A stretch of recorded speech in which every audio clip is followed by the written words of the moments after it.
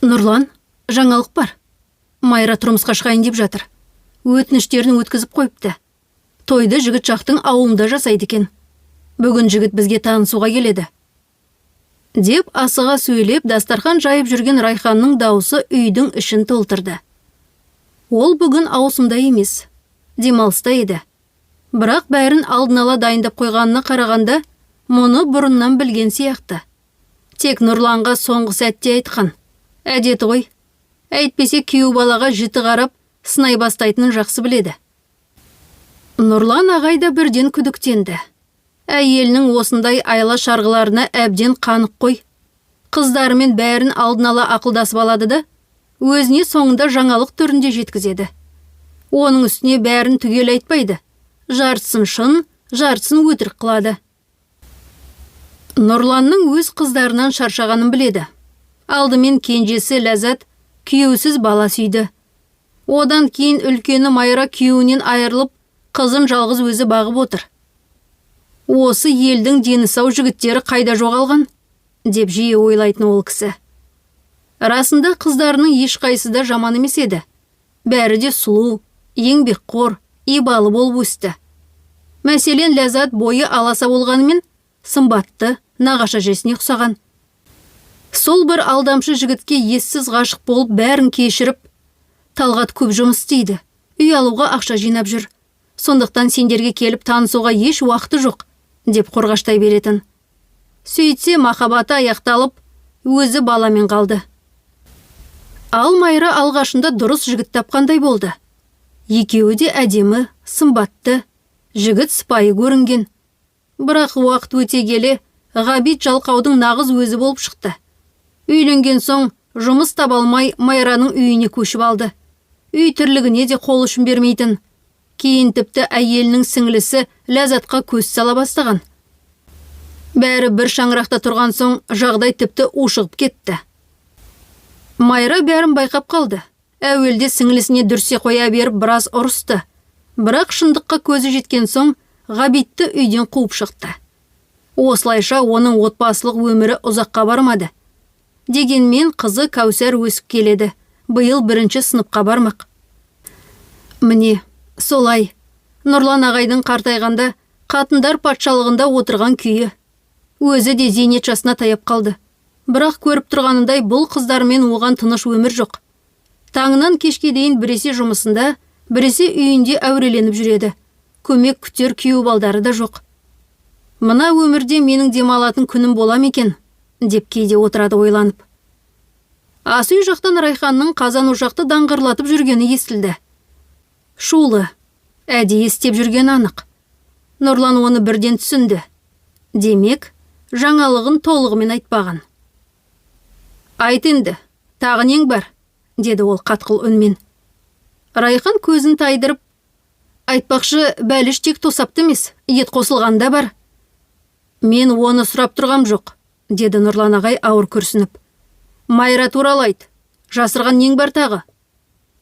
Не болушы еді? Деді Райхан дауысын сәл бәсеңдетіп. Майра Кәусарды біраз уақыт бізге қалдырмақшы. Күйеу жігіт өз үйіне шақырып жатыр екен. Өзі желдеткіш зауытында істейді. Ал пәтер қаланың ана шетінде. Кәусар күзде 1-ші сыныпқа барады ғой. Сол қалған жарты жылға баланы несіне басқа балабақшаға ауыстырады? Нұрлан ағайдың жүзі қызарып бірден ашуланды. Сендер мені ақмақ деймісіңдер? Жарты жылға қалдырғысы келеді дейсің бе? Ертең мүлде алып кетпей қояды. Сен зейнетке шықтың ғой, немереңе қарай тұр деп шығатыны анық, деді ол ашуға булығып. Болсын, неге болмас? Қыз бала ғой, жолы болып кетсе жақсы емес пе? Ең болмаса біреуінің өмірі түзелсін де. Райхан қолындағы ауыр табақты гүрс еткізіп дастарханның ортасына қойды.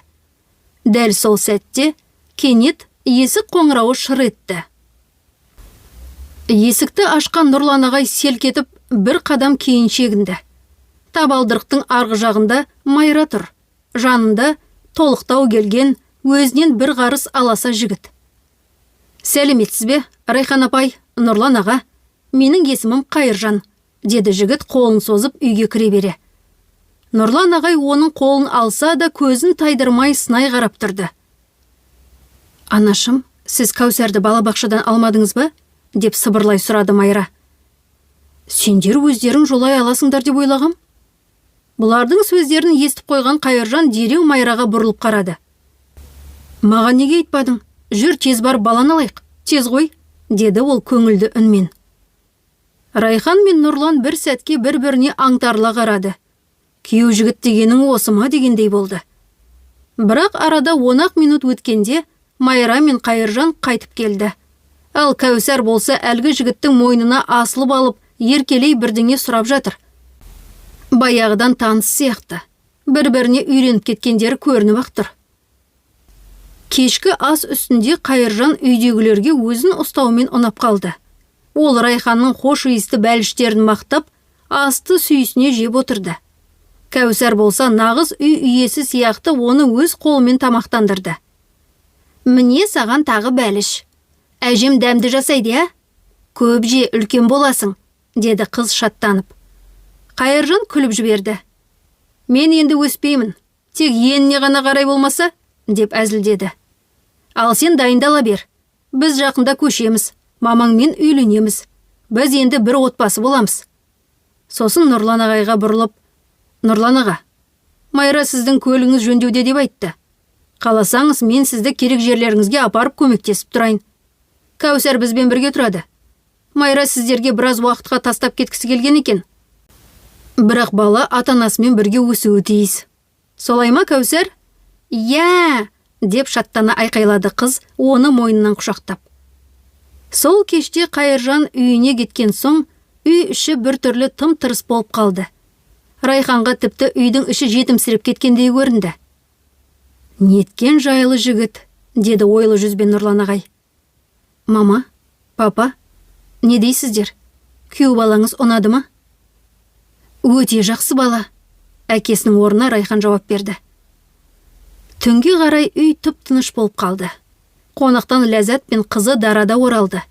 Барлығы ұйқыға кеткен соң Райхан мен Нұрлан ас үйде шай ішіп отырды. Райхан, білесің бе? Маған ол расымен ұнады. Сен байқадың ба? Майра мен Кәусардың оған қарағанын? Екеуінің көзінде сондай жылу бар. Ал Қайыржан болса нағыз қорған секілді. Солар үшін тауды да қопарып тастайтындай. Райхан үнсіз басын изеді де шайын ұрттап қойды. Күйеуінің дауысында ұзақ жылдардан бері естімеген бір тыныштық, сенім бар еді. Майра мен Қайыржанның тойы ауылда өтті. Бәрі де қазақы дәстүрмен, кең көңілмен, ән мен күлкіге толы болды. Оған дейін-ақ болашақ күйеу баласы өз беделін мықтап орнатып қойған еді. Ол 2 рет Нұрлан мен Райханды саяжайға барып, қайта жеткізді. Жол жөнекей базардан ет те, тәтті де алып, дастарханды толтырды. Саяжайда болса, бірден іске кірісіп, ауладағы ескі қақпаны жөндеп, шөп шабуға да көмектесті. Мен мұндай ширақ жігітті өмірімде бірінші рет көргенім, деп күліп отыратын Райхан. Қасында жүргеннің өзі бір рақат. Қуаты мен мейірімі де бәріне жетеді. Кәусар қазірдің өзінде оны әке деп атайды. Ал ол болса қызды еркелетіп қана қоймай, еңбекке де баулып жүр. Тіпті ыдыс жууды да үйретіп қойған. Қайыржанмен және оның туыстарымен танысқан соң, Нұрлан мен Райханның көңілі тіпті орнына түсті. Жігіттің ата-анасы да дәл өзіне ұқсас, аласа бойлы, толықтау, бірақ жүздері жылы, мінездері ашық, сөзі жарасымды адамдар екен. Олар Ләззат пен немересі Дараны көргенде мәз болып, мына қыз бізге келін болып келсе жаман болмас еді. Біздің жиеніміз бар ғой, деп әзіл шынын араластырып сыр білдіріп қойды. Сөйтіп, баяғы қатындар патшалығы біткен еді. Қайыржанның келуімен бәрі өзгерді. Үйге ер адамның шынайы жылуы, тірегі, күлкісі енді қайта оралды. Майра мен Қайыржан қазір бөлек тұрады. Кәусар мен жаңа туған ұлдары Даниярды бағып, бақытты отбасы болып отыр. Ал енді Сариевтер отбасы Ләззатты да ұзатқалы жатыр. Сол Қайыржанның бөлесіне. Бір-бірін ұнатып, әпкесінің тойында қалыңдық гүлін қағып алғаны да тегін емес екен. Шүкір. Енді қыз немерелеріміз де бар.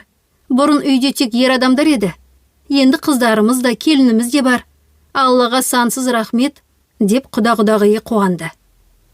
Нұрлан болса үнсіз шайын ішіп терең ойға шоматын.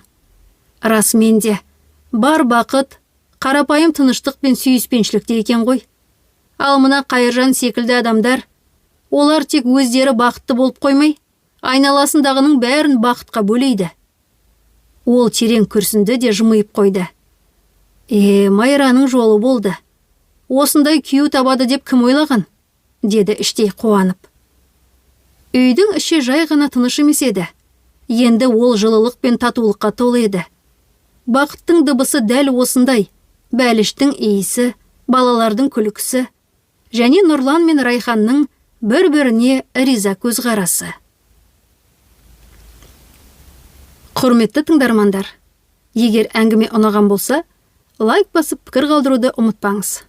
Арнаны қолдап, тіркелсеңіз, алғысым мың есе.